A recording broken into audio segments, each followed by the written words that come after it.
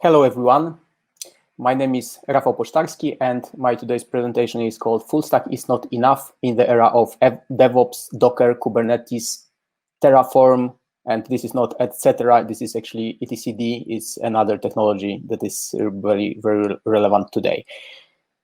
Some of you may know me from Stack Overflow, but I will not go very far in that because I always introduce myself this way. A lot of people recognize my avatar more than my face. So if you are active on Stack Overflow, especially reading about JavaScript and Node.js, then you can recognize it. What I would like to talk today is basically how the web development has changed over the years, because I just happen to have been doing it pretty much from the beginning. I was doing my first projects in 1996 and my first backend development in something like 98 or 99. So I have seen a lot of technologies come and go, and I always like to keep track of what is possibly next on the radar. So I will also talk about that, but first, I would like to say what the title of the presentation means really, because first everyone was a full stack developer. Every web developer, actually, web developers were called webmasters those days. It was a pretty nice name. Right now, it's like I don't see it used a lot. So we are web developers, but web development in the early age, in the early era of static pages, was just writing HTML. The styling was done pretty much with GIFs in tables. There was no fancy borders for elements. So you actually had to, if you wanted to style a website using like I don't know, like the content in a border with rounded corners, then actually those corners you had to draw yourself and put them as images on the website. But back then, if you were careful enough, then most of the websites were actually responsive because we couldn't rely on the resolution of the screens. Some people have been using 640 times 480 resolutions. Some had higher, but the websites had to look good in all of them. So I, for one, was always using percentage units in the website, so they were actually responsive before the term was invented. And they consisted mostly of static pages. It's not like today when you see a static website that is actually static from the server side point of view, because the server is serving just the same static files, but those are pretty dynamic on the client side, thanks to the client side JavaScript. But those were really like pages. Those were forms, those were tables, those were just paragraphs of text. So the servers back then were just actually only places to store those static files and to serve them. So we used actually just like any Apache server to serve static files, and that was it. But first backends were mostly to use the forms on the website, because pretty much every click on the web page was just reloading the page from the backend, and the forms had to be handled somehow. Later, some dynamic data, like data from the database. If you were doing some, like online store, then you have to some e-commerce websites. You had to use some database, and actually everything was generated on the backend side. So the servers were generating HTML on the fly, and it was just rendered by the browser as static content from the browser point of view, but it was dynamically generated on the server side. It was used by CGI. It is a common gateway interface, actually a pretty nice interface. Some of you can remember the CGI bin or have seen CGI bin directories. So this was where you put those scripts.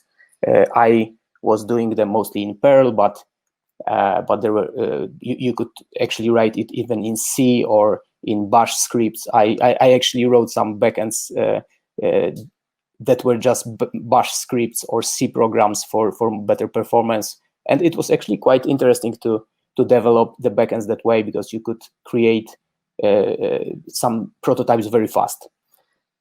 So then you just had to have some server and some place to put those files. So the CGI bin was a convention that the server, when a file from this special directory was requested, instead of serving the files from the disk, it was actually executed them. So it was executing them, and they got all of the data via environment variables and standard input. And they just printed the HTML on standard output together with the headers, and this was just the response.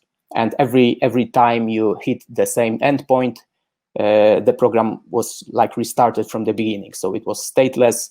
It acted pretty much like today's LAMBDA functions in the modern clouds in that way. Next, I would like to briefly talk about where we just stored those. How could we actually serve those files? So the really first era was just that people were mostly running our own hardware. So we had to buy a hardware, buy some computer, get some network connection to that computer, manage the network, manage the routers, manage some hubs or some other less complicated network devices, because routers were expensive and hubs were not, but they were not as performant. And we had to manage our own hardware, install from the beginning the operating system.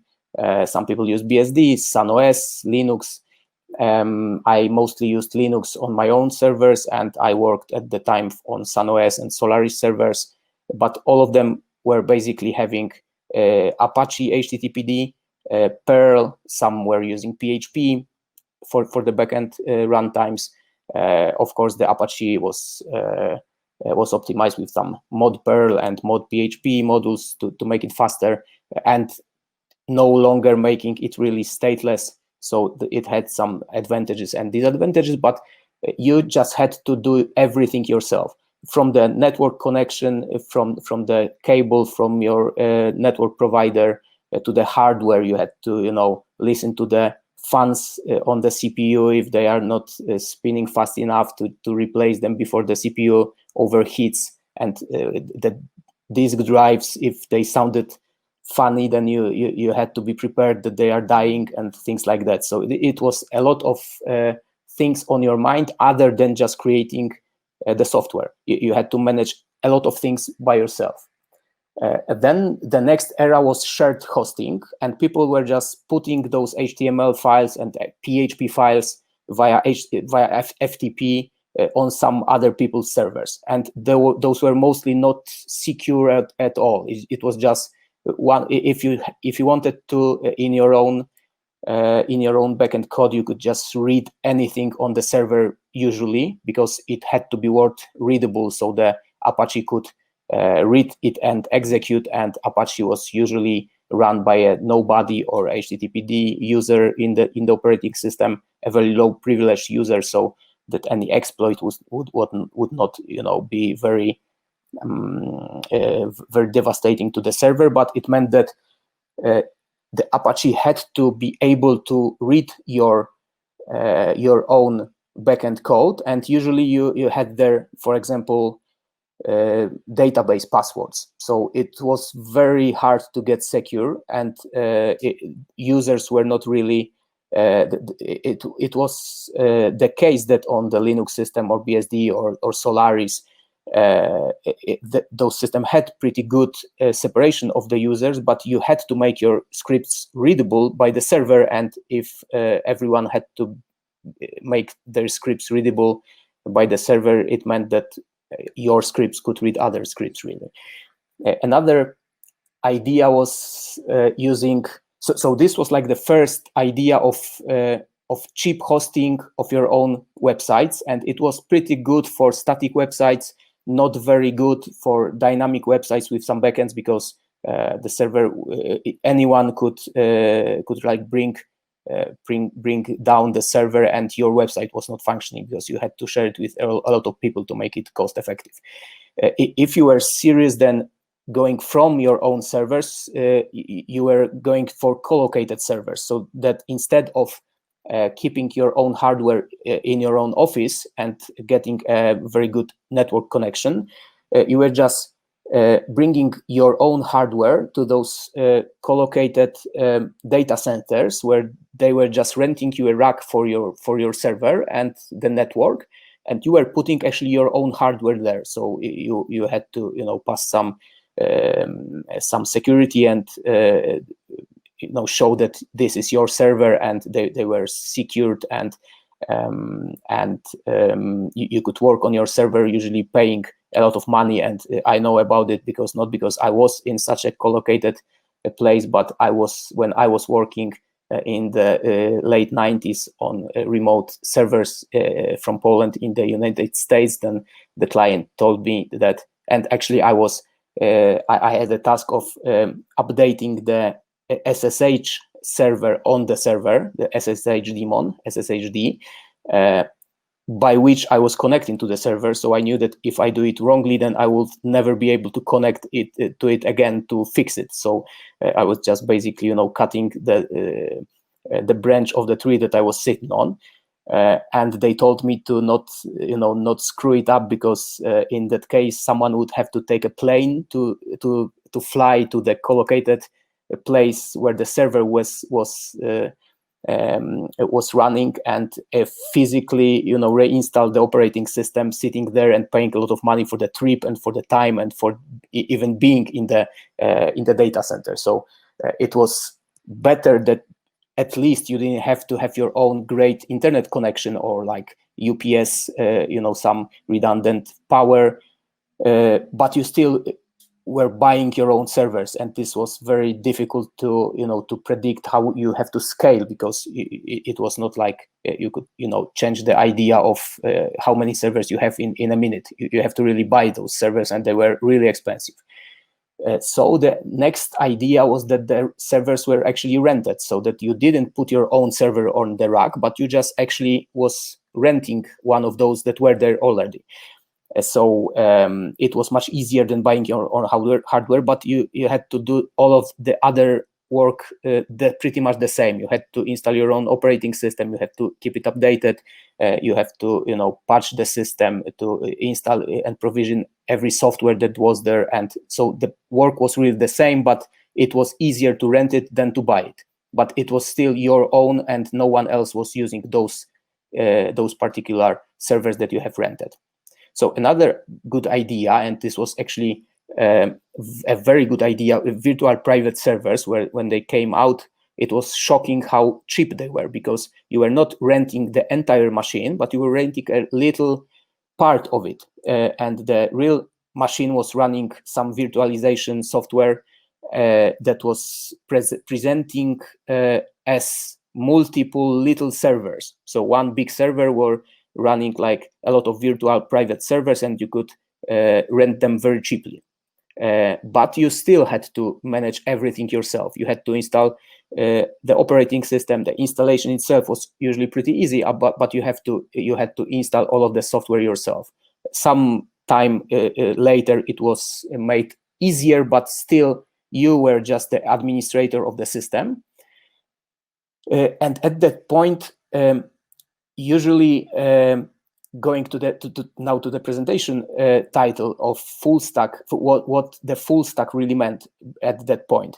Usually, if you had to manage your own server, then you had to be like a system administrator and a front-end developer. Even if you didn't have a lot of back-end heavy stuff on your server, then you couldn't really work on a virtual private servers not knowing anything about usually Linux system administration or some other Unix-like system. So pretty much everyone had to just know it, to just put a website somewhere. Another good idea was some provisioning software that came out, like Chef, Puppet, Ansible, SaltStack. that made it much easier to provision software on multiple servers. Like if you had like, I don't know, 10 servers of the same software installations, then it was much easier to just script those installations than to do it manually. But this was from one point of view. The tools were very good working, but the idea, I was actually doing pretty much the same in the 90s by just writing bash scripts to use apt-get install on Debian or things like that. So the idea was maybe not very good, very new, but the implementation was really convenient.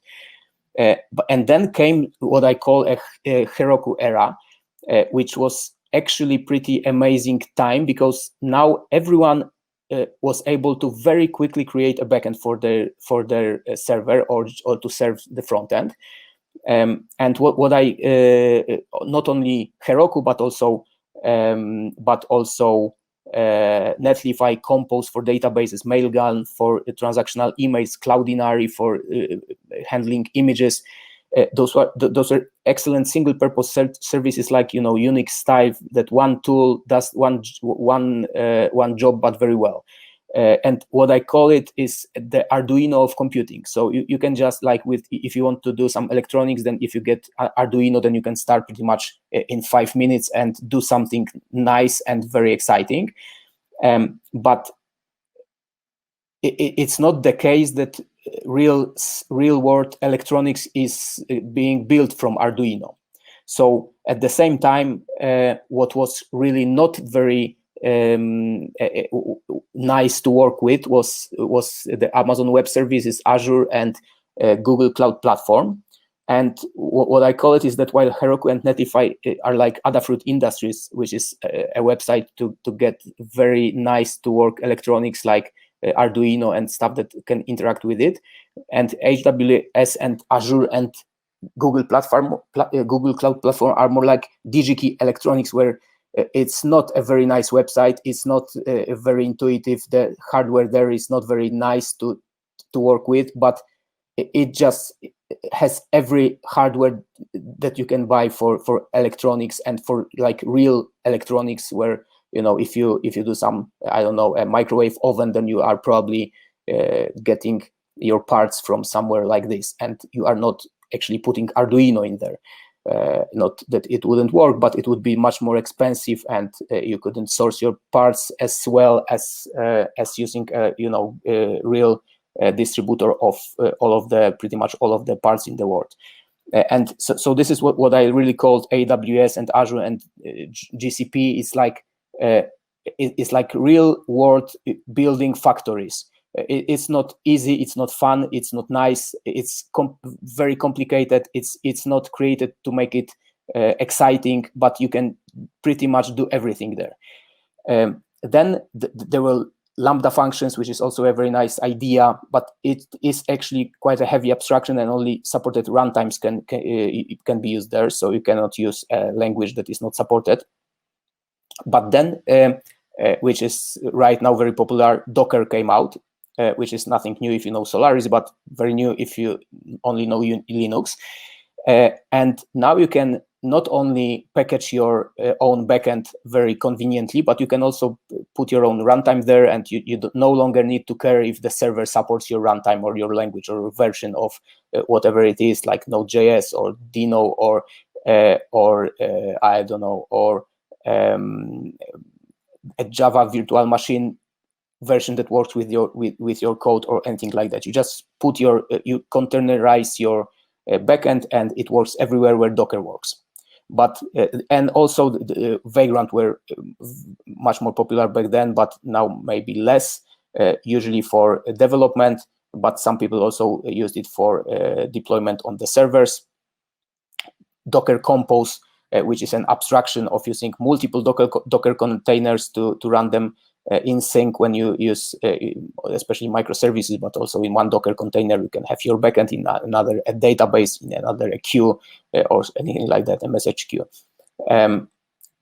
Now there is Kubernetes, and also this is a very, very it it is a revolution in like orchestration of the containers. So you can now build another abstraction over those containers. So you are looking at much higher scale, and you can build a very big systems that interact with multiple services and microservices architectures and external services and databases and message queues and anything.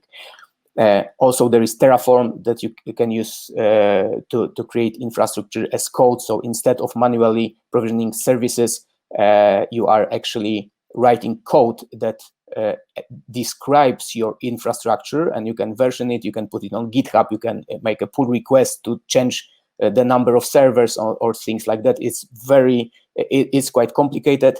It's very powerful idea. There are also custom solutions to do that, like AWS CloudFormation or Azure Resource Manager or Google Cloud Deployment Manager. But as I see, a lot of people are using are preferring things like Terraform, because then you can change the cloud that you are no longer very dependent on the cloud that you happen to use first, and you can change your provider. The future is what I see. It would be WASI. Fastly, it's a very nice company that is experimenting with those things. Bytecode Alliance is something that I would keep an eye on, because I think that even lighter abstraction than Docker containers is needed, and it will really change how we can deploy things and how performant they can be.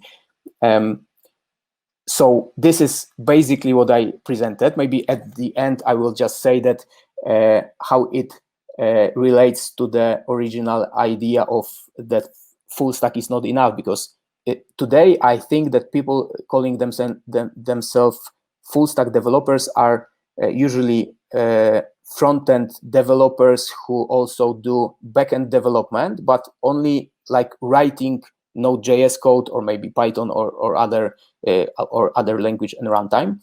But usually they are not concerned about things like Terraform, Kubernetes, Docker, the native cloud solutions, or Azure deployments, or AWS deployments, or IBM cloud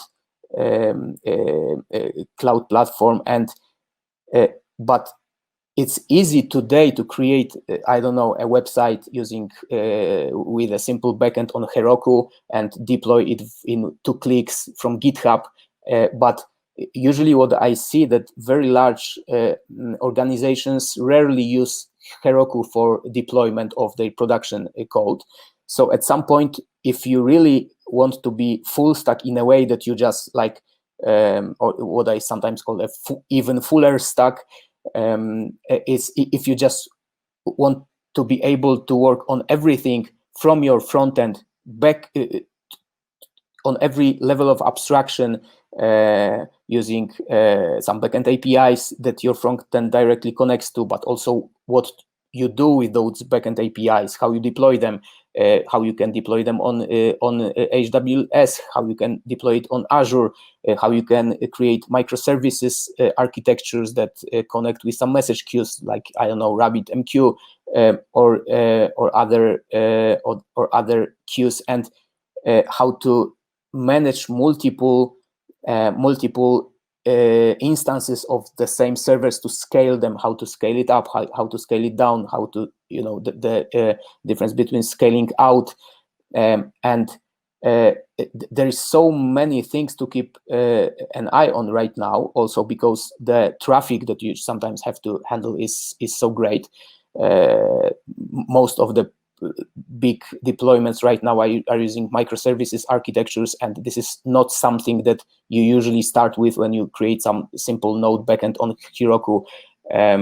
But this is something that I would suggest, especially front-end developers who are aspiring to be full stack developers, to keep an eye on, because I've seen some time ago, I did some research, and a lot of full stack jobs currently require Terraform and Kubernetes and Docker knowledge, and native cloud knowledge. So this is something that I think is is good to keep an eye on, and just to go like fuller stack than only the next level from the front end, because usually people say they are full stack developer because they are doing front end and also the backend API, but not anything below that. But I would suggest going below and seeing how it all works. This is today is very cheap to do, because you can you pay usually by the hour in fractions of cents for services on AWS and other clouds. So this is my presentation. If you have any questions, then this is the time for it. Thank you very much. Thank you very much, Rafał. Thank you for this awesome presentation. I appreciate that you asked, shared all of this information, important information. I can see that there is a joke on YouTube. I think that's no, it's not. It's the right answer. I don't know. How do you think? It's from the slide. I will not say exactly what is the right answer, because I encourage everyone to just try it, because it looks like something that you map over the same values, so you should at least get the same the same values on the result. But this is not as obvious as it sounds. So I would let everyone run it themselves and trying to figure out how it works and why. Okay, we have a question from Arthur. So I will read that. Do you think it is a good career bet to become a fuller stack? Some people say they don't believe in full stack since this is just too much to handle by one person. Yes, it's a very good question. I myself am focusing on the backend development, and I sometimes call myself a half-stack developer because of that.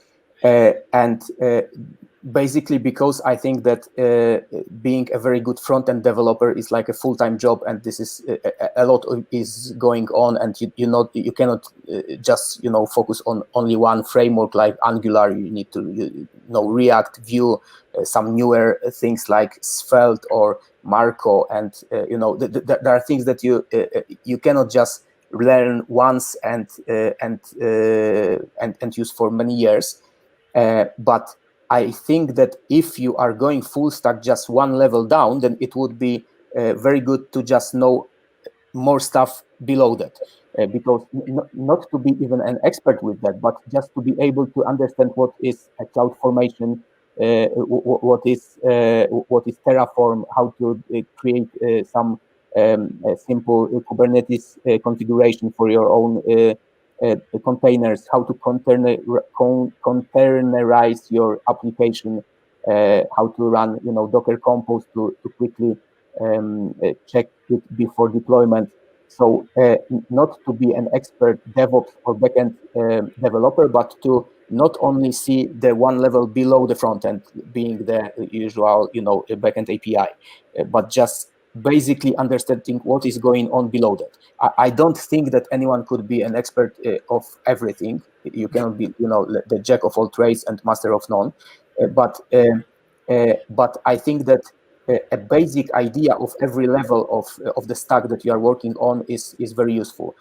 Some front-end developers are going deeply down and, for example, become DevOps engineers. So it is a rare knowledge, I think. Not a lot of people are doing that, because it's not, it's not nice to look at. If you create a front end, you can create beautiful interface, and configuring Docker is, it's not very rewarding. But it is a very useful knowledge, and some companies I see are hiring front-end developers with the full stack knowledge, going down to the DevOps level and really Kubernetes, Docker, and CloudFormation. Yeah. I'm happy that you're saying that, especially that Docker and Kubernetes, which seems to be now quite universal between GCP, AWS, and Azure. It's all probably going to be aligned to that, even the less popular clouds.